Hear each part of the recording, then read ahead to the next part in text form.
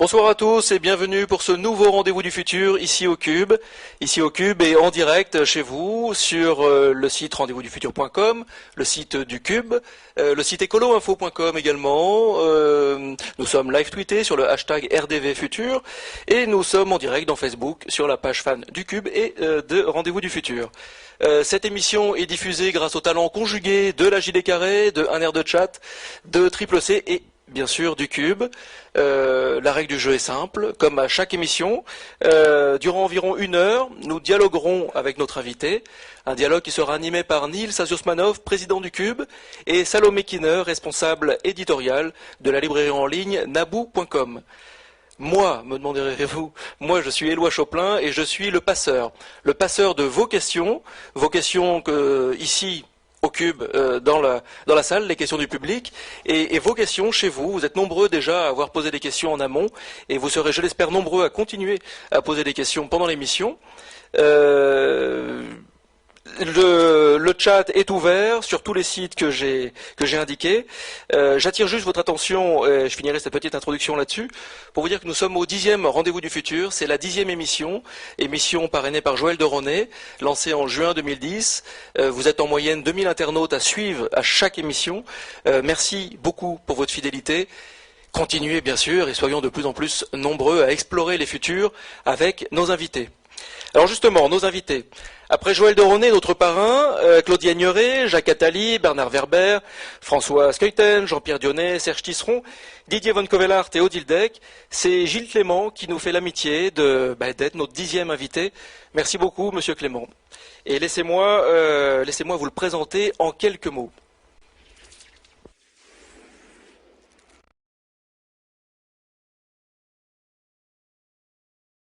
L'exercice est un petit peu périlleux. Monsieur Clément, comment vous résumez? Nous, ici, on aime bien que les gens ne rentrent pas dans une seule case. Là, avec vous, on est vraiment servi. Vous êtes jardinier, paysagiste, botaniste, entomologue, écrivain, enseignant, artiste, mais aussi théoricien, professeur au Collège de France dès jeudi qui arrive. Et quelque part, et là ça résume toutes les cases, témoin éclairé de notre civilisation. Gilles Clément, quelque part, vous êtes comme un paysage naturel, vous êtes dans l'action permanente, vous n'êtes jamais figé, vous n'êtes jamais là où on vous attend précisément. Vous êtes comme un jardin qui se renouvelle régulièrement au contact des frottements de la vie, à savoir ces fameuses chutes de graines tombées au hasard, ou ces rencontres avec d'autres espèces, ce que vous appelez, je crois, le brassage. Je ne pourrais pas achever de vous présenter si je passais sous silence votre engagement politique et humaniste. Politique, vous avez par exemple refusé des contrats pour l'État français dès 2007 pour protester contre un projet politique que vous jugiez néfaste pour la planète. Et humaniste, vous êtes un adepte de la confiance. En soi, c'est un engagement. Adepte de la confiance, car plutôt que de chercher à dompter la nature, vous pensez qu'il faut l'accompagner, la nourrir, la rassurer. Alors, après cette petite heure de discussion que nous allons passer ensemble, je crois qu'on sera très embêtés la prochaine fois qu'on devra désherber, ou la prochaine fois qu'on devra faire du mal à la planète, ou en tout cas à son petit jardin. Parce que finalement, est-ce qu'il existe des mauvaises herbes? Eh bien, je vous donne rendez-vous dans 1 heure.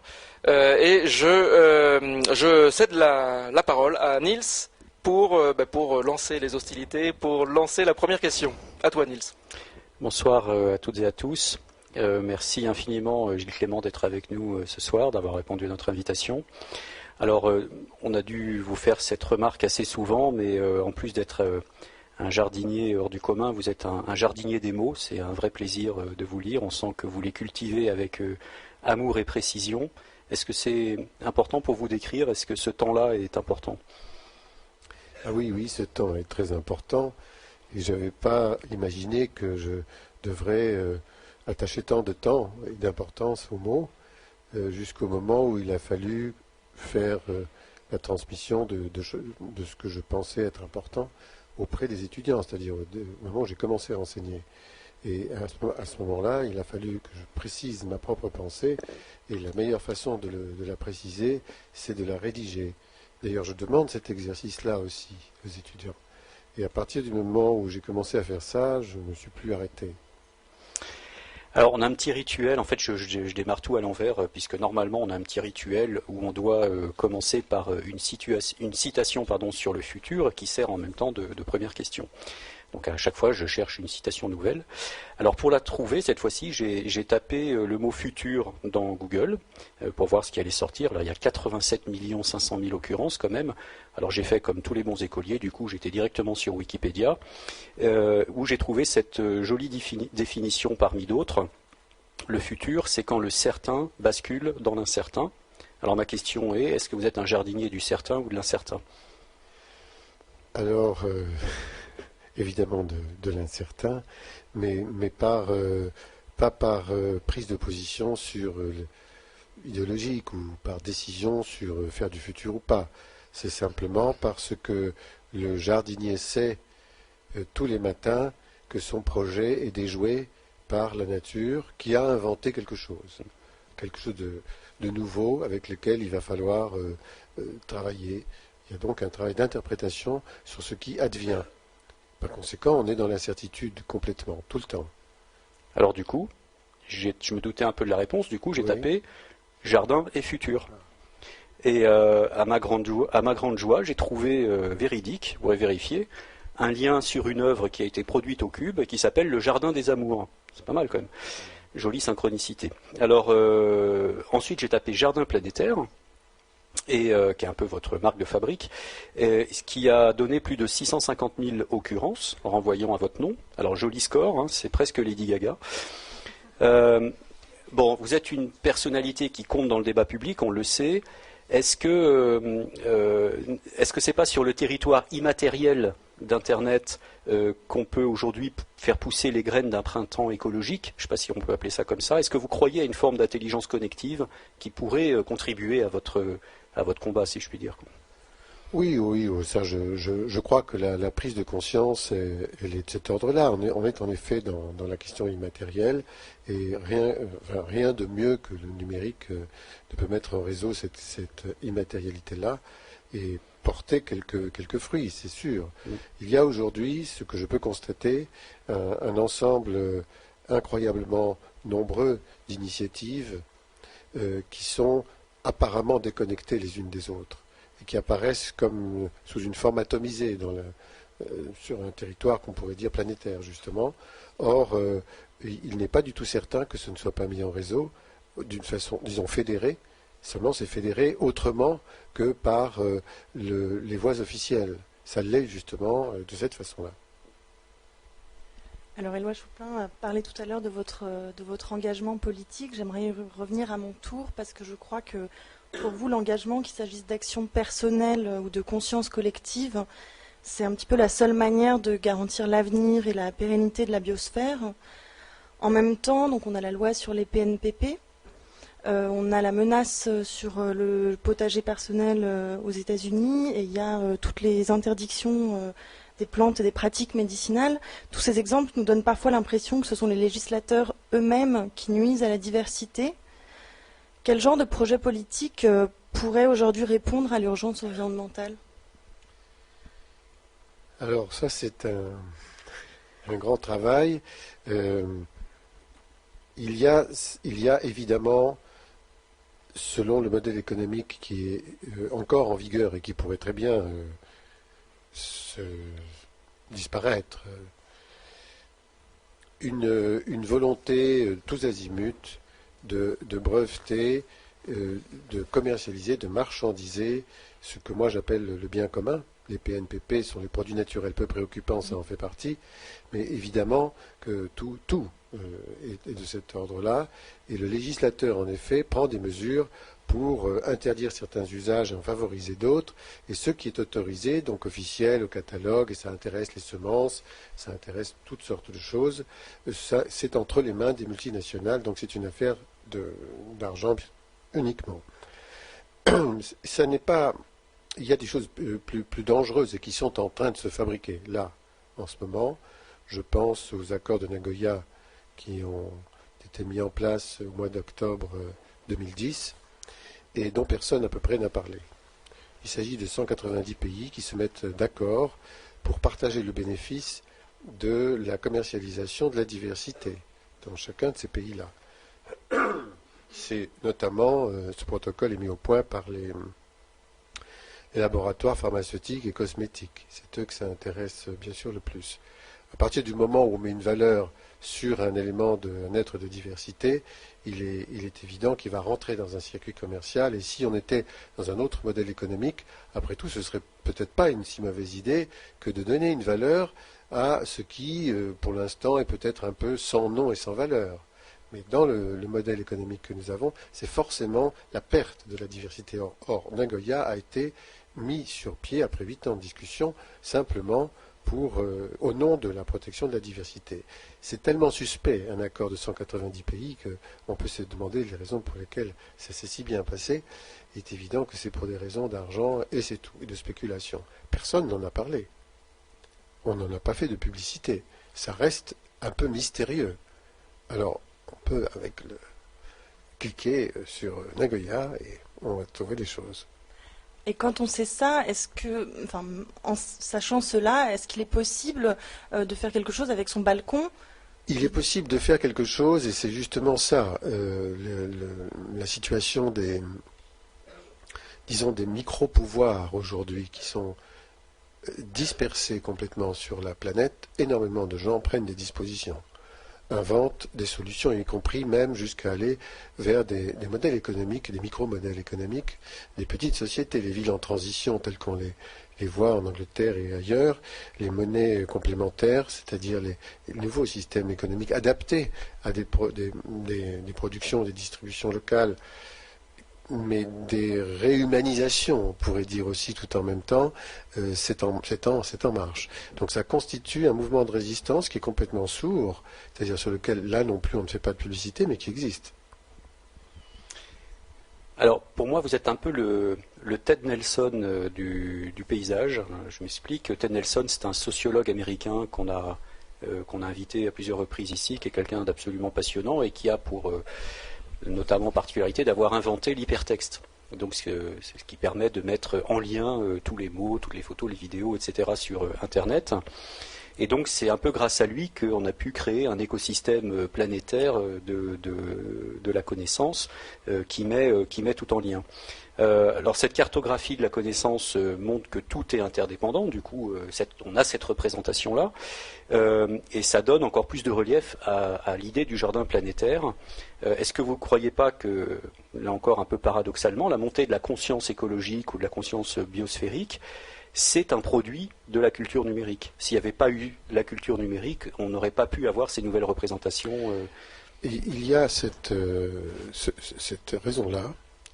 Et il y en a une autre qui est une crainte. Malheureusement, ce n'est pas la plus belle raison. Mais la prise de conscience de quelque chose qui est effectif à l'échelle de la planète, ça date d'un certain temps. Disons qu'il y a eu quelques étapes. La vache folle en est une, si vous voulez. Fukushima en est une très proche, dans le même ordre. Et quand on nous montre la météo à la télévision, pour donner le temps qu'il fait à Issy-les-Moulineaux, on va vous montrer la planète avec un zoom arrière. Et de toute façon, on sait que tout est connecté avec tout. Ce n'est pas seulement un discours des premiers écologistes qui avaient la conscience de ces choses-là par le raisonnement. C'est un constat, c'est une réalité. Et le net a conforté complètement cette question-là, bien sûr. Et un peu dans ce prolongement, alors vous êtes un fervent adepte, je vous cite, du ralentissement et de la déconsommation. Vous dites que vitesse et consumérisme sont les deux symptômes d'une civilisation malade, névrosée, obsédée par la compétition. Mais est-ce que, d'une certaine manière, le compte à rebours n'a pas déjà commencé? Est-ce que cette accélération des échanges n'est pas justement nécessaire aujourd'hui pour arriver à trouver tous ensemble des solutions rapides aux différentes menaces qui pèsent sur nous? Est-ce qu'on peut ralentir au moment où il faudrait peut-être accélérer sur les prises de conscience collectives? Oui, il faut peut-être sur la croissance, la consommation, le développement, la vitesse, mettre les ranger dans deux catégories différentes, ce qui intéresse le matériel et ce qui intéresse l'immatériel. Et tout ce qui intéresse le matériel est confronté à la finitude. C'est-à-dire que l'espace ne s'agrandit pas. Il est celui dont nous disposons sur la planète. Et donc là, on ne peut pas accroître, quoi qu'on fasse. Dans l'immatériel, c'est tout le contraire. Donc je pense que l'homme évolue Et on ne peut pas imaginer qu'il abandonne sa matérialité pour rien ou pour revenir en arrière. Et je suis convaincu qu'il est au contraire en train, et bien sûr que Internet joue ce rôle, mais sans doute d'autres choses que nous n'avons pas encore explorées, contribuent à aller vers un accroissement d'usage, de consommation, peut-être aussi des rapidités dans la communication, qui est d'ordre immatériel. Je pose la question, d'ailleurs c'est une question que je voulais poser à Alain Prochiante, justement, je vais le faire, parce que je vais le voir bientôt. On utilise un huitième du cerveau, on fait quoi des 7/8 qui nous restent? Ça, ce serait aller dans un domaine de la connaissance qui nous amènerait à un usage de nous-mêmes dans une haute performance, sans pour autant aller vers une consommation matérielle. Alors je vais revenir sur la vitesse matérielle. Justement, Internet et les nouvelles technologies ont permis beaucoup d'accélération donc dans la réactivité, notamment dans la performance. Est-ce que vous pensez qu'il soit parfois souhaitable ou nécessaire de déjouer artificiellement le temps du vivant, donc le temps du jardin aussi, pour répondre à certaines situations? Je pense aux famines, je pense à la déforestation, je pense... Là, nous sommes soumis à des règles cosmiques. On pourrait presque dire qu'il est impossible ou presque impossible de demander à la Terre de tourner autrement. Donc on ne peut pas modifier les saisons, on modifie le climat. Nous sommes dans l'Anthropocène, nous sommes rentrés là. Le glaciologue Claude Lorius nous propose cette notion, et il a raison. Cette notion, elle consiste à dire, voilà, depuis le XIXe siècle, la planète Terre subit des transformations, de la dimension des transformations géologiques, mais sous la pression humaine. Nous sommes dans l'Anthropocène. C'est une affaire entendue. Mais on ne peut pas quand même modifier à ce point des forces qui appartiennent, auxquelles nous n'avons même pas accès. Mais quand on fait la culture hors sol dans les serres, est-ce qu'on n'est pas en train de réinventer les climats d'une certaine manière, quoi? Oui, bien sûr, on artificialise. Oui, naturellement. Mais ça ne changera pas pour autant la répartition des climats dans le monde, la façon de pousser des plantes, le rythme dont elles ont besoin, et qui justement rentre dans un cycle, dans un temps. Et celui-ci, il est ce que nous partageons. Nous, jardiniers, nous le partageons avec ces espèces qui ont leur temps.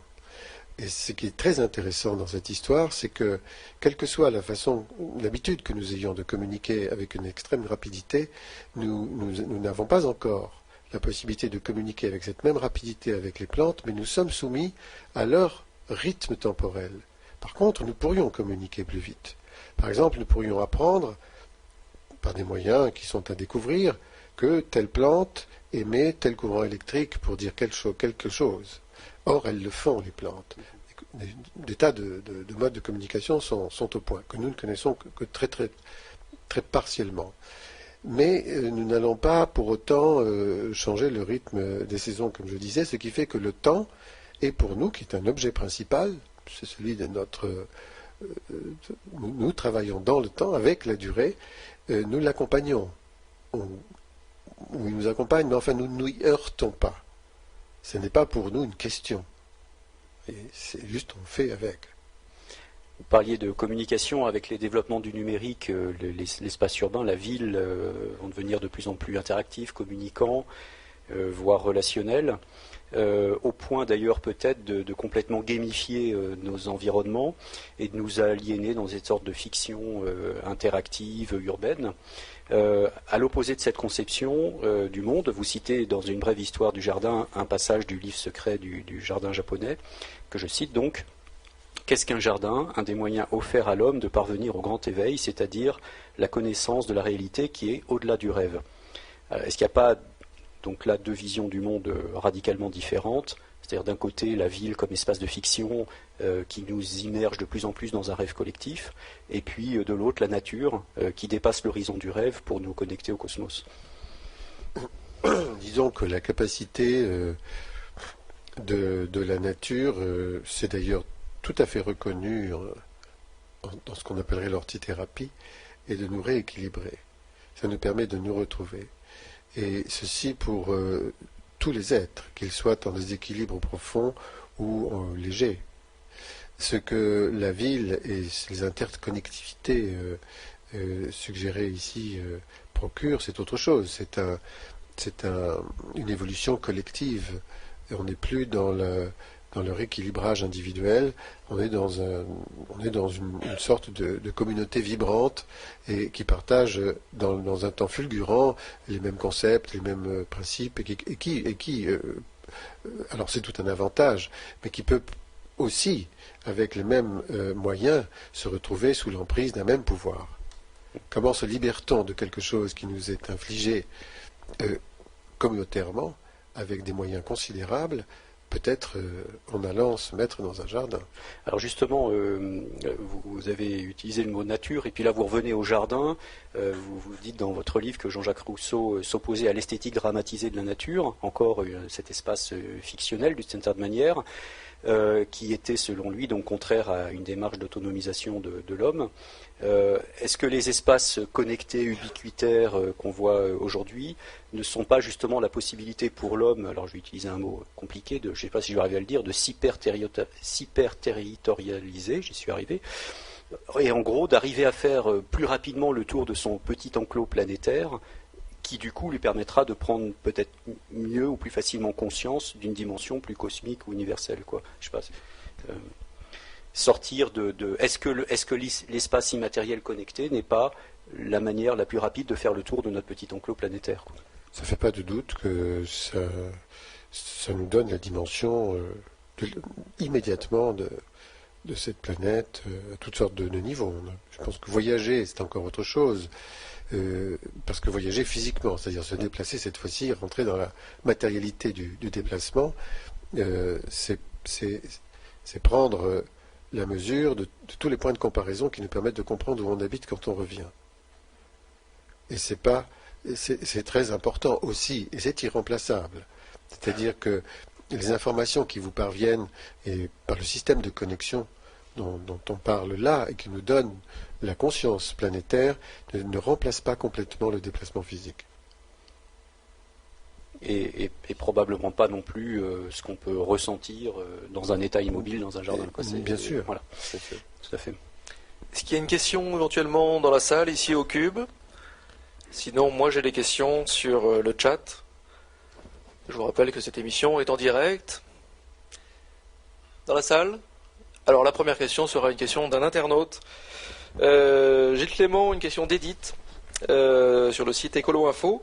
Quelles sont les évolutions ou révolutions positives et peut-être méconnues de ces dernières années dans le domaine de la gestion du paysage?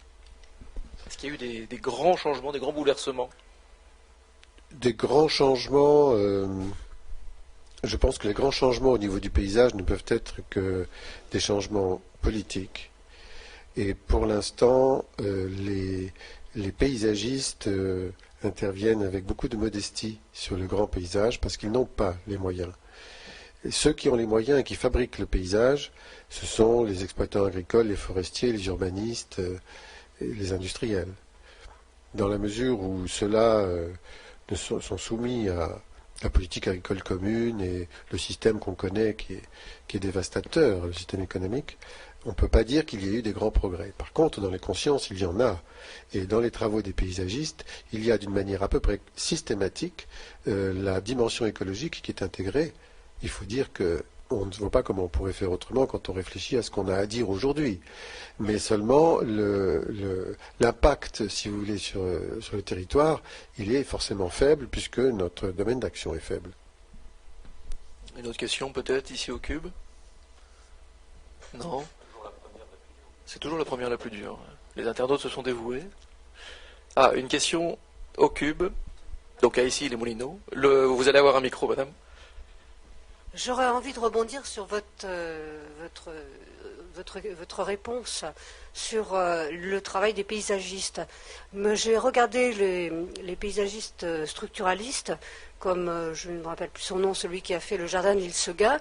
J'ai quand même l'impression qu'il n'a pas une préoccupation tellement écologique. Je ne sais pas ce que vous en pensez.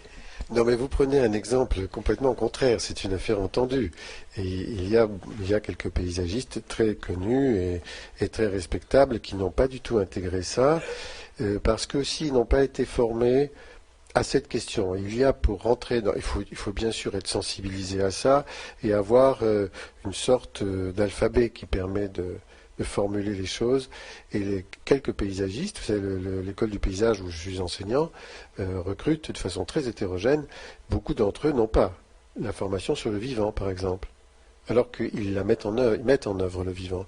Mais donc ils vont plutôt travailler comme des plasticiens, comme des architectes, comme des urbanistes, et avec talent, mais pas forcément comme des personnes qui prennent en compte les hypothèses du vivant dans le futur. Qu'est-ce qu'on fait, par exemple, par rapport à la diversité et comment on introduit des modes de gestion qui la respectent, admettons. Voyez. Donc c'est forcément, tous n'agissent pas du tout de la même façon. Je rebondis juste avec une question de Marie-Odile. Gilles Clément, vous êtes enseignant donc à l'École nationale supérieure du paysage de Versailles. Et quel message prioritaire voulez-vous faire passer à vos étudiants? Ça peut rebondir justement sur ce besoin de formation, ce besoin de donner cet alphabet aux futurs paysagistes. Rêver. C'est la chose la plus importante. Parce que c'est ce qui permet de se donner une extrêmement grande liberté. Nous les sollicitons sur le projet. La question du projet, c'est comment fait-on quelque chose qui n'a pas encore été imaginé. Alors, il faut pouvoir vraiment mettre son imaginaire en route et donc se donner cette liberté-là. L'ensemble des pressions qui agissent sur chacun de nous aujourd'hui est telle que la dimension du rêve est une dimension qui est presque annihilée. Donc, c'est ça qu'il faut faire. Odile Deck, qui était là il y a 15 jours pour un rendez-vous du futur, nous disait que dans son école, elle faisait un constat assez alarmant, qui était que les jeunes de 20 ans, elle trouvait que justement ils avaient une difficulté à se lâcher dans le rêve, à oser, à créer dans le sens s'affranchir de tout un tas de barrières. Mais alors comment on fait pour les amener à penser autrement? On leur dit bien ça. Vous devez imaginer quelque chose qui n'a pas encore été imaginé. Votre commanditaire, il est celui qui attend quelque chose qu'il n'a pas imaginé lui-même, qu'il n'a pas prévu, sinon il ne ferait pas appel à vous.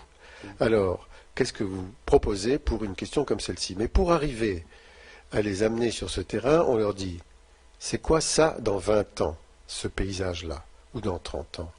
La population va augmenter, les transports vont être différents. Ils vont être comment? Mais imaginez-les. On les oblige à se positionner dans le futur, sur un lieu qui est bien déterminé, avec des contraintes tout à fait précises. C'est-à-dire que c'est complètement analysé.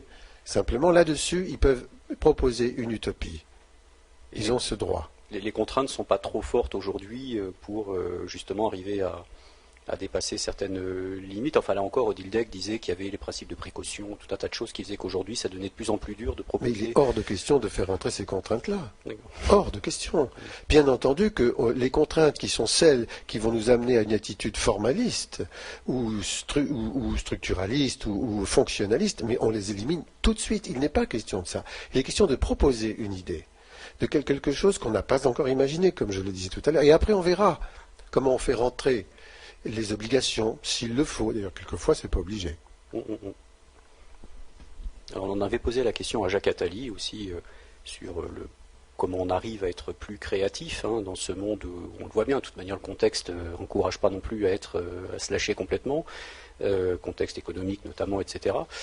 Et il avait fait une réponse. Il avait dit il ne faut pas avoir peur. Alors, c'est un peu la même réponse que le pape avait donnée, je crois aussi. Enfin, c'est rigolo. Il ne faut pas avoir peur. Voilà.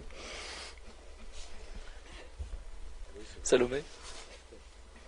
Alors moi, je vais vous faire déchanter puisque je vais vous parler d'une toute autre réalité qui est l'époque actuelle qu'on appelle celle du big data, donc qui est un petit peu l'époque de la collecte systématique et systématisée d'informations, l'époque de la géolocalisation. Alors aujourd'hui, le rapport du corps au territoire et donc à la nature est de plus en plus amené à passer par des logiciels qui permettent d'optimiser, mais aussi de techniciser notre agir au monde. Alors on peut peut-être imaginer que demain notre smartphone nous enverra une alerte quand on passera à proximité d'une plante en voie de disparition ou d'une plante à laquelle on est allergique, je ne sais pas. Alors ma première question, ce serait de savoir si ces pratiques vous paraissent porteuses de progrès ou contraires au principe du jardin, en mouvement notamment. Toutes ces technologies sont porteuses de progrès. Ça dépend où on les applique. Vous voyez, quand on est dans la phase de conception, par exemple, là, il faut prendre le papier et le crayon. Et quand on veut faire un projet, il faut aller se mettre dans le lieu, dans le site. Notre logiciel interne, c'est-à-dire notre corps, reçoit une somme considérable d'informations qu'il tient à nous de révéler, de faire apparaître et de transcrire. Après, on aura toujours la possibilité de se servir des technologies les plus fines pour aller justement rentrer dans la communication, faire passer les images que l'on a saisies et qui nous paraissent les plus importantes. Mais se soumettre au logiciel, c'est dangereux. C'est comme ça qu'on a des ronds-points qui inondent toute la... Parce qu'on a l'impression qu'ils ne savent faire que des cercles. Vous voyez, c'est dramatique. Sans tenir compte d'un relief. Parce que les ingénieurs ne sont pas allés sur le site.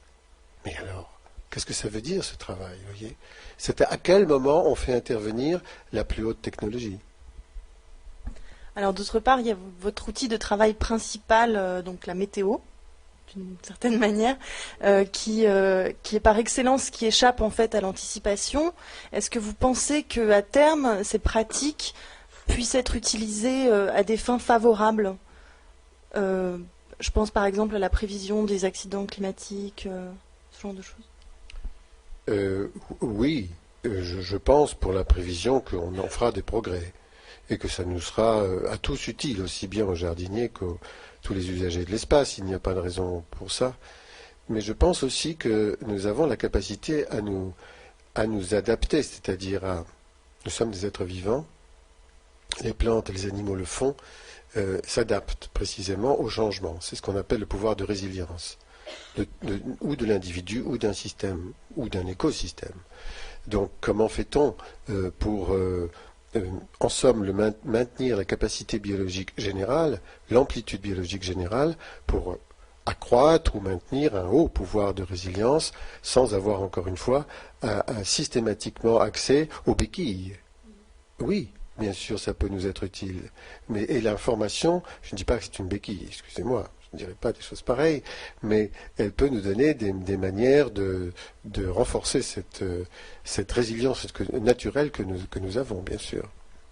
Mais par exemple, quelque chose comme l'arrosage automatique qui se déclencherait en fonction du degré de sécheresse du sol, est-ce que c'est contraire à votre perception du jardin qui... Mais c'est tout le jeu de la domotique et l'illusion du pouvoir de l'homme, comme ça, le rêve prométhéen, on domine tout. Alors, depuis sa voiture, on fait clac-clac, et puis la porte du frigidaire automatiquement s'ouvre à 4 km de là, il y a quelque chose qui cuit automatiquement. Enfin, c'est tati, quoi, c'est le rêve imbécile, c'est rien, vous voyez, non. L'arrosage automatique, on peut s'en passer, parce que les plantes existent, qui, elles, vont pouvoir pousser dans le climat où vous êtes, y compris le plus sec, sans eau. Mais je me bats au musée du Quai Branly pour qu'on enlève les gouttes à gouttes dans les herbes. J'ai choisi des espèces qui n'ont pas besoin de ça. Voilà. Et bien ça rassure d'avoir des gouttes à gouttes. C'est très laid, hein, mais c'est comme ça. Oui. Une question dans la salle, au premier rang. On va vous donner un micro, monsieur, on va vous donner un micro. Il arrive, le micro arrive tout de suite. Parce que sinon les internautes vous entendent pas, c'est pour ça. C'est parti. Concernant l'arrosage, il y a d'autres techniques telles que le mulching ou le BRF, ou accommoder les deux de telle façon, parce que qu'est-ce qui prime au-delà du paysage? C'est la fertilité de la terre. On considère la terre comme un substrat qui est mort.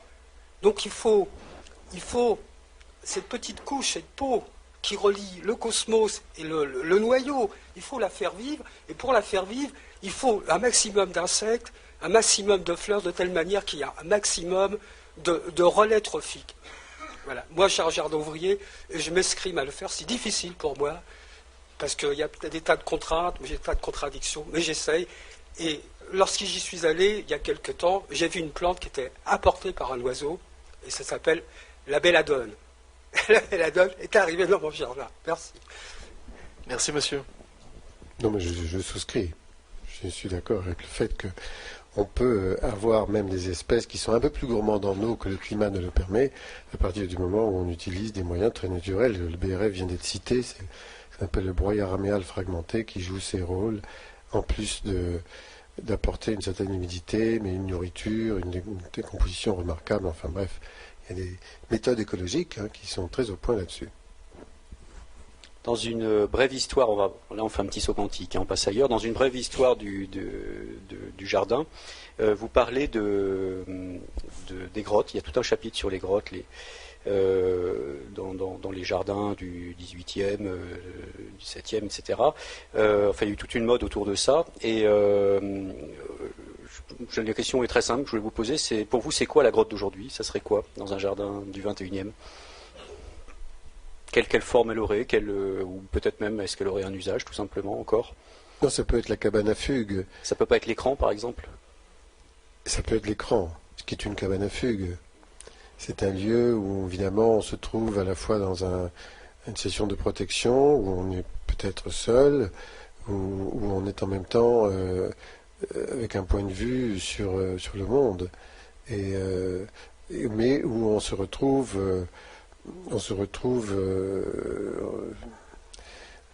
enfin, dans un état particulier, puisque on est en situation de dévoiler son intérieur, sa difficulté d'existence en même temps.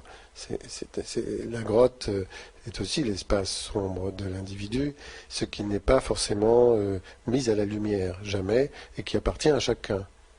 Donc tout joue là-dedans d'une façon très forte. C'est pas complètement hasardeux s'il y a des grottes dans les jardins de ces époques-là, c'est que ça joue ce rôle aussi.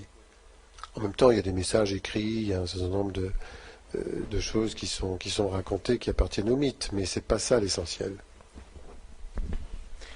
Vous avez dit que le jardin, c'est un lieu où la culture rencontre la vie. Avec l'explosion démographique et les nouvelles densités urbaines qui sont exponentielles, la place dédiée aux espaces verts dans les villes est amenée à diminuer. Quelle sera, d'après vous, la place du jardin, le lieu géographique du jardin de demain? Mais c'est la ville. Et dans une ville qui se densifie, qui se verticalise, est-ce qu'il y a encore de la place pour ce jardin? Il y a des beaux dessins de Luc Schuiten là-dessus, évidemment. On l'a vu ici d'ailleurs au Rendez-vous du futur. Ça lui va bien. Et où on voit des villes habillées de verdure, bon, des rêves, mais pas complètement. Ce sont des choses qui existent. Peut-être pas avec des technologies très hautes sophistiquées dans les parois verticales, même si c'est très beau, mais dans des situations tout à fait simples. La surface plane. Les espèces sont d'accord. Les animaux et les plantes veulent bien. Du moment qu'on n'arrive pas avec des pesticides, des herbicides, donc on ne va pas les tuer. Ils viennent, ils sont là. La ville peut protéger ça. Donc il y a par exemple des tours, aujourd'hui il y en a une qui fait 900 mètres de haut, et alors là on est vraiment dans une ville verticale, puisque ça fait tellement de population que tous les 50 étages, je ne sais pas bien, il faut remettre un étage avec les écoles, les commerces, avec tout, quoi. Donc c'est des petites villes empilées comme ça. On pourrait imaginer dans une tour comme ça un jardin et dont les plantes seraient heureuses entre guillemets d'être. Je ne pense pas qu'on puisse imaginer l'accroissement démographique indéfini. Nous sommes dans un espace fini de toute façon, donc il y a un moment donné, il y a des seuils. On n'est probablement pas arrivé au seuil démographique, mais on n'est peut-être pas non plus très loin. 9 milliards, c'est quand même probable. C'est probable, oui, tout à fait probable. Alors que d'ici là, les 9 milliards, on ait inventé les manières de se développer verticalement pour explorer l'épaisseur de la troposphère, qui sont encore des couches de la biosphère où on peut vivre. Parce qu'à un moment donné, on ne pourra plus. Parce qu'on sera dans des conditions très difficiles, hors atmosphère, hors biosphère, disons. Ça devient, c'est imaginable, tout est imaginable. C'est juste la mise en œuvre d'artifices qui sont peut-être un peu exagérément dispendieux. D'où vont venir nos énergies? Vous voyez, toutes ces questions se posent évidemment. Donc, mais je crois qu'en attendant, on n'a absolument pas exploré les capacités de la ville sur la possibilité d'accueil à une diversité animale et végétale. C'est ce que vous aviez fait au Quai Branly déjà un petit peu, par exemple? C'est une forme de... C'est c'est un peu différent. Oui, je le fais dans tous mes jardins, mais c'est un peu différent. Le quai Branly, c'est plutôt, indépendamment de cette question-là, la reconstitution ou c'est pas la reconstitution, l'évocation d'une savane arborée, d'un paysage non occidental, disons, parce que le contenu du musée se réfère à toutes sortes de civilisations qui n'ont rien à voir avec l'Occident. Donc c'était surtout cette question-là. À part ça, évidemment, les canards viennent, et il y a de l'eau qui est biologique, qui n'est pas de l'eau traitée.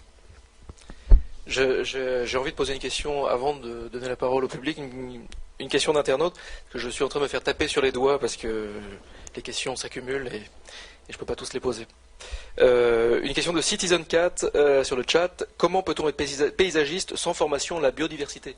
C'est une question qui rebondit à ce qu'on se disait tout à l'heure sur la formation. C'est une question qui est très bonne et que je trouve aussi qu'il n'y a pas là quelque chose qui est réglé en France et en Europe en général. La formation sur la diversité, sur la biodiversité, en particulier le monde végétal, est pratiquement abandonnée partout. Il n'y a plus de professeurs de botanique, entomologie, etc. Même s'il y a des cours excellents en écologie dans l'école de Versailles par exemple, les étudiants pour la majorité n'ont pas l'alphabet qui leur permet d'accéder à la compréhension de tous ces mécanismes, c'est-à-dire la base, la botanique, etc. Donc je suis d'accord, je suis tellement inquiet là-dessus que j'ai fait la proposition d'une école de reconnaissance de la diversité en ville qui s'est changée en une école du jardin planétaire. Bon, c'est pas moi qui ai choisi le titre. Ça se passe à Viry-Châtillon, c'est la communauté d'agglomération des lacs de l'Essonne qui l'a mise en œuvre et ça a été inauguré le 15 avril. Tout ça pour mettre à la disposition des gens qui ne sont pas forcément des paysagistes, qui sont des usagers de l'espace, la possibilité d'accès à une connaissance basique, ou mettre un nom sur ce qu'on a sous les yeux. Mais comment peut-on être paysagiste en ignorant tout simplement la biodiversité? Répondre à cette question-là. Eh bien si, pourquoi? Parce que le paysage n'est pas forcément fait du vivant. Nous sommes dans un paysage intérieur où il y a un parterre humain et un sol gris, une certaine lumière, et voilà. Bien sûr, c'est pas comme ça que tout le monde entend le mot paysage, mais il n'empêche, pour moi, c'est ce qu'on a sous l'étendue du regard. C'est un ensemble de choses qui n'est pas forcément constitué de vivant. Donc on peut faire, et d'ailleurs, vous voyez des paysagistes travailler avec des matières inertes. On peut faire un paysage avec du béton, comme des architectes le font. C'est un paysage urbain, ça existe, et ça s'appelle comme ça. Donc on peut être paysagiste sans connaître rien de la vie, du vivant. Vous dites qu'il y a un urgent besoin de formation, justement, et sur un certain nombre de les espèces, par exemple, qui ne sont pas apprises à l'école. C'est effectivement, si déjà on savait mieux se repérer et comprendre les différentes espèces, on aurait déjà soi-même une attitude plus d'écologiste. Mais vous parliez de cette école donc, qui a été inaugurée. Est-ce que vous ne croyez pas que c'est plutôt, ou c'est pas d'ailleurs, c'est pas exclusif, mais ça pourrait être complémentaire, mais que est-ce que c'est pas dans une dimension là encore plus participative? Est-ce qu'il ne faudrait pas créer une sorte à l'image de Wikipédia, une sorte de wiki, je sais pas quoi, et qui permettrait à tous les gens de pouvoir venir renseigner une base de données d'informations comme ça, et qui soit une école en ligne pour tout le monde. Je suis juste un peu surpris que face à un besoin aussi comment dire, important que vous soulignez, la réponse soit, et c'est pas du tout péjoratif, mais que la réponse soit de créer une école physique quelque part. Est-ce que c'est pas quelque chose de beaucoup plus ambitieux qu'il faudrait? Oui, tout à fait raison. Simplement, il se trouve que ça répond à une question particulière. C'est à la suite de l'inquiétude des gens vivant dans ces lieux-là, suite à l'abandon des pesticides par la direction des espaces verts dans certaines villes, et notamment là. Alors, qu'est-ce que c'est que cette plante-là? C'est une mauvaise herbe qui arrive subitement parce qu'avant elle ne pouvait pas pousser. Et donc, on commence par rassurer les habitants dans leur site, alors en leur apprenant ce que c'est et que ça, c'est pas dangereux, que c'est pas la peine de venir avec des armes contre la nature. Voilà. Mais vous avez raison, il y a un retard en France sur la prise de conscience de l'importance et l'utilité du numérique pour passer dans la communication, toucher le maximum de gens. C'est à créer. Une question dans le public? Ici, au Cube? J'en ai toujours sur Internet. Une question d'ailleurs qui vient du site Écolo Info, une question de Marie. Est-ce que votre approche du paysage peut aussi s'appliquer à l'agriculture? Et si oui, cette approche peut-elle être en définitive plus productive au sens de moins d'efforts pour plus de résultats? C'est tout à fait évident. on peut le faire, on doit le faire de façon très très urgente. Aujourd'hui, la France est dans un état lamentable. De ce point de vue, vous savez, il y a 2% d'exploitations qui sont faits en bio et qui donc protègent la diversité, créent des paysages d'ailleurs particuliers. Ça concerne 10% de la population d'exploitants agricoles, je crois, c'est-à-dire très peu. Et les fonds qui étaient prévus pour aider un peu cette filière-là n'ont pas été distribués et sont partis dans d'autres directions, peut-être dans le nucléaire, on ne sait pas, mais en tout cas, pas là. Donc il y a tout à faire et tout est possible à faire là-dedans. C'est-à-dire qu'on peut non seulement modifier le paysage, c'est une affaire entendue, ça se modifiera de fait, puisqu'on modifiera les pratiques paysagères, mais réintroduire ou faire revivre non seulement la flore et la faune qui est à sa place, mais tout ce qu'on appelle les auxiliaires, c'est-à-dire tout ce qui nous aide à faire ce que nous exploitons. Il y a dans les zones sauvages, celles qui j'appelle moi le tiers paysage, c'est-à-dire les délaissés, sont des territoires d'accueil, toute une série d'espèces qui viennent nous aider dans la plus grande gratuité. On sait très bien que les exploitations en bio, qui sont des élevages ou de production agricole, horticole, etc., sont à la fois rentables, mais rendent les gens qui le font heureux. Voilà pour Marie. Et c'est important. Je voudrais rebondir sur le tiers paysage. Vous avez donc, entre autres, vous êtes intervenu sur les paysages abîmés de Bosnie, dans les espaces délaissés de la frontière américano-mexicaine. Si le tiers paysage est une forme de réponse aux échecs géopolitiques, est-ce qu'on peut y voir un espoir pour la répartition, pour une nouvelle répartition des espaces nature, culture de demain ? Le tiers paysage, il n'est pas, heureusement, uniquement cantonné aux frontières où il y a des tensions, même si on sait qu'entre la Corée du Nord et la Corée du Sud, il y a une des plus belles réserves écologiques parce que c'est un no man's land, donc un délaissé, où sont venus se réfugier des espèces devenues très rares.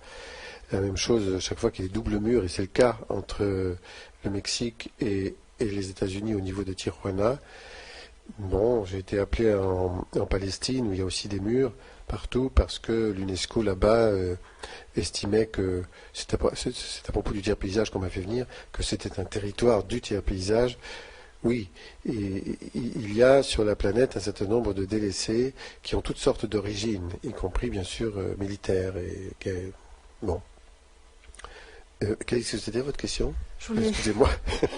Je voulais savoir si le tiers paysage, est-ce que le tiers paysage va réinvestir, l'espace du jardin se rétrécit à mesure que l'homme s'installe. Oui. Est-ce que le tiers paysage va reconquérir les espaces délaissés par l'homme ou l'homme a connu? De toute façon, si on ne fait rien, c'est-à-dire si on ne fait même pas de jardin, on fait quelque chose d'utile. Dans notre métier, ne rien faire est utile à tous, parce qu'une friche va donner une forêt.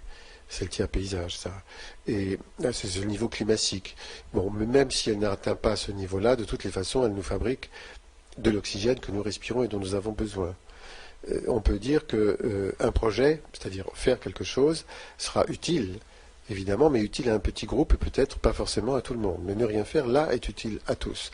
Donc le tiers paysage sur la planète joue un rôle considérablement utile, qu'on le veuille ou non. Vous voyez, c'est intéressant de savoir qu'avec les mécanismes agricoles, par exemple, il y a des impossibilités d'exploitation du territoire, là où c'est trop pentu, trop difficile, trop de cailloux, etc. Tout ça, ça devient des friches, des délaissés, et ça s'enrichit évidemment considérablement.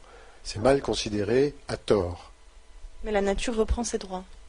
Oui, la nature reprend ses droits, peut-être en inventant des écosystèmes nouveaux, ce qu'on appelle les écosystèmes émergents, parce que de toute façon, ayant été traumatisés une première fois, ou exploités, bref, ouverts, et la peau de la terre, elle cicatrise avec des pionniers qui viennent prendre le dessus, et la plupart du temps, ce sont des mélanges de pionniers locaux et de pionniers exogènes. Donc ça crée des écosystèmes nouveaux. La nature réinvente ses écosystèmes. Est-ce que nous-mêmes ne sommes pas obligés de réinventer nos propres écosystèmes ? Il y a aujourd'hui dans le monde toute une vague on appelle ça les smart cities, donc de projets de villes qui expérimentent via les nouvelles technologies de nouvelles manières de réguler les énergies, par exemple, autour du smart grid, où on voit comment on va pouvoir produire, stocker, mutualiser, redistribuer, consommer mieux les énergies dans la ville. Et il y a par exemple un projet de ville entièrement à énergie positive qui s'appelle Masdar, je crois, à Abu Dhabi, dans l'Émirat, où la ville produit plus d'énergie qu'elle n'en consomme. Est-ce que ces projets-là vous intéressent, vous excitent? Est-ce que vous dites là-dedans il y a des choses à les regarder de près? Deuxième question corollaire, il s'avère que les projets qui ont des chances de réussir comme Masdar sont des projets qui naissent complètement dans le désert ou dans des endroits où il n'y avait pas de ville, parce que de fait on peut faire ce qu'on veut, on n'est pas obligé de venir se calquer sur un modèle préexistant. Comment vous voyez justement, comment on peut travailler au mieux sur ces projets-là? Est-ce que par exemple vous, si on vous disait demain, il y a une ville qui va être dans un espace complètement vierge et il faut inventer une nouvelle manière d'intégrer le paysage, est-ce que ça c'est le genre de projet qui vous exciterait, ou est-ce que vous pensez que c'est vain ou Sur le plan intellectuel, le plan de la recherche, le plan de l'imaginaire, justement, c'est un projet très excitant. Ça fait absolument aucun doute. Et d'ailleurs, on a déjà eu l'occasion, avec l'équipe Coloco, de travailler dans des régions très difficiles comme ça. Si on arrive à faire ça, c'est à l'aide c'est très coûteux, trouver les clients qui ont les sous pour le faire, tout va bien. Et il ne faudrait pas que dans le même temps, on oublie d'aller interroger le génie naturel. Là, on est dans le génie artificiel. Et c'est très intéressant. Moi-même, j'ai des panneaux photovoltaïques, ça commence à être archaïque, évidemment, mais ça marche quand même très très bien dans ma maison. Je trouve ça admirable.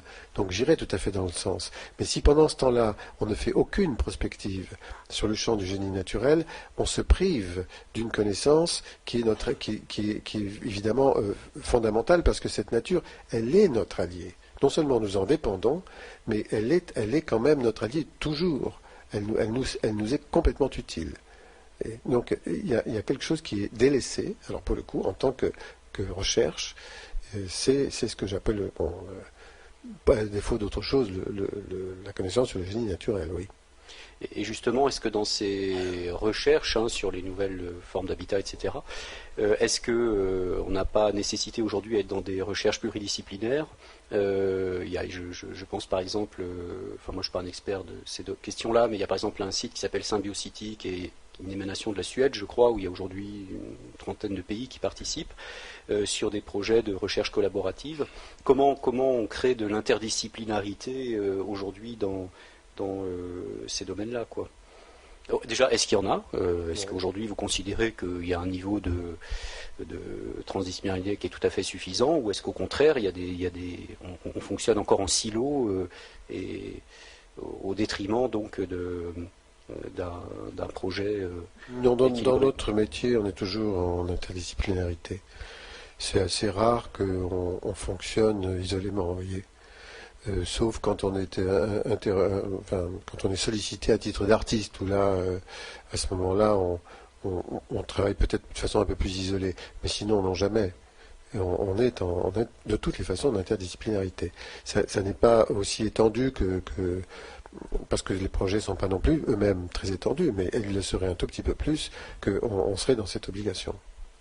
Mais alors, quel item il manquerait dans cette réflexion interdisciplinaire pour que du coup un certain nombre de concepts passent mieux? C'est le politique, qu'est-ce qui manque aujourd'hui dans la réflexion collective pour que vos idées, par exemple, passent mieux? Le langage commun. Il nous manque un vocabulaire en commun. Et quand on parle d'écosystème, ça signifie quoi? Quand on parle d'énergie, qu'est-ce qu'on entend par là? Ce sont des mots qu'on utilise. Mais si tout le monde met à peu près les mêmes choses derrière ces mots-là, on peut forcément s'entendre très facilement. Il nous manque une base commune, oui, de langage. D'accord. C'est pas pour autant qu'il faudrait avoir un langage unique. Ça, c'est compliqué. Et tout ce qui se fait aujourd'hui autour du développement durable et qui commence dans les écoles, en primaire et tout ça, alors c'est peut-être très... de quel œil vous voyez ça? Vous croyez qu'on fait quelque chose dans ce domaine-là, dans les écoles? Ça, j'y crois pas du tout. Voilà, c'est une question. Non, ça c'est assez... Là, on est très, très, très en France, en France. Oui, non. Je vais beaucoup dans les lycées agricoles parce que j'y suis invité et je suis atterré de voir qu'on continue de mettre au programme et d'obliger toutes sortes de choses qui sont liées à la méthode conventionnelle, donc complètement archaïque et caduque et dangereuse, et qu'on continue à obliger tous ces étudiants à apprendre par cœur des recettes qui tuent et pas qui sauvent. Mais est-ce qu'il faudrait plutôt mettre le curseur sur une école des agricoles, de paysagistes, etc., qui répondent à ces problématiques, ou est-ce que c'est plus aller dans les écoles, toutes les écoles de France? Toutes les écoles, voilà, toutes, mais bien entendu. Culturelles. Mais bien sûr. Mais bien sûr, ça commence très toute petite classe. D'ailleurs, aujourd'hui, seuls les professeurs des écoles sont ceux qui donnent quelque chose qui sensibilise les enfants à cet environnement complexe, justement, qui supposera plus tard la transdisciplinarité, mais dans lequel ils s'immergent, alors avec beaucoup de facilité, ils sont d'accord. Puis ça s'arrête. Et après, c'est perdu parce que ça n'a pas de valeur sur le marché, peut-être. Alors l'émission touche bientôt à sa fin, c'est ainsi. L'heure passe décidément très très vite. Avec vous, nous avons un petit jeu, un petit jeu rituel dans les derniers moments. Un petit jeu que nous appelons les 2 dernières minutes. Pendant ces 2 dernières minutes, je vais vous poser quelques questions très simples qui appellent des réponses très simples et très rapides. Et voilà, comme un ping-pong. Jingle.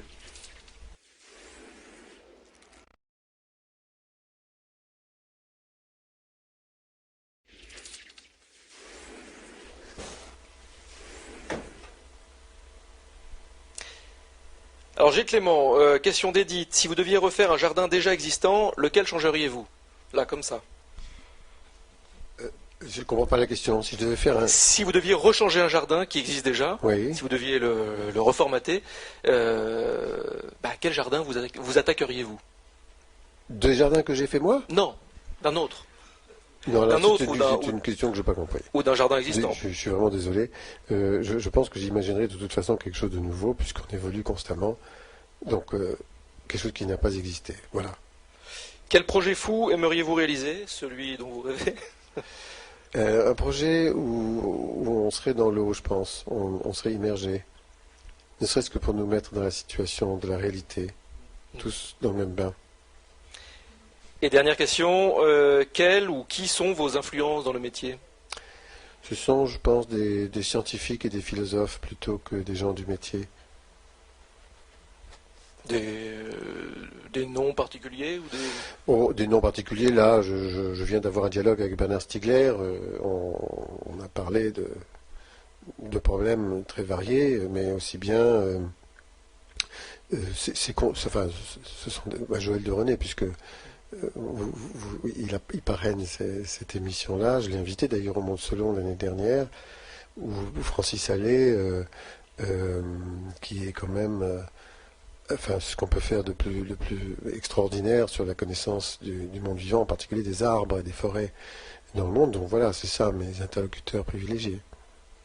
Merci beaucoup de vous être prêté à ce petit jeu, et je cède la parole à Niels et Salomé pour conclure l'émission, et je la reprendrai pour terminer cette émission avec vous. Moi je peux que redire ce qu'a dit Éloi, savoir que c'est passé beaucoup trop vite. C'était vraiment intéressant, je crois qu'on aurait pu y passer 3 heures de plus facilement. Je voudrais vous donner, juste pour terminer, 2 petits proverbes que j'aime beaucoup, proverbes asiatiques. Il y en a un qui dit « Va au bout de ton jardin, tu trouveras l'univers ». Je trouve que ça vous va bien. Et puis un autre qui dit « Quand une fleur pousse dans la neige, c'est politique ». Et je trouve que ça vous va bien aussi. Merci infiniment. Merci à vous. Et merci à vous, Gilles Clément. Cette émission est maintenant terminée. Merci à vous dans le public ici au Cube. Et merci à vous derrière votre petit écran où vous m'avez submergé de questions. Merci encore de votre fidélité. Cette émission a été diffusée sur ecoloinfo.com, le site du Cube, et le site rendez-vous-du-futur.com. Elle a été live tweetée également. Merci Fabien. Elle a été possible grâce au Cube, un air de chat, JD carré, triple C. Nous vous donnons donc rendez-vous maintenant en 2012 pour un programme exceptionnel. On aura par exemple Bruno Marsloff, Axel Kahn, Eric Emmanuel Schmitt, Étienne Klein. Devenez fan si vous ne l'êtes pas encore sur Facebook. Suivez-nous sur Twitter. Tenez-vous au courant sur le site rendez-vous-du-futur.com, sur le site naboo.com et également au Cube tout simplement ici les Moulineaux. À très bientôt. La prochaine, c'est en février. Merci beaucoup.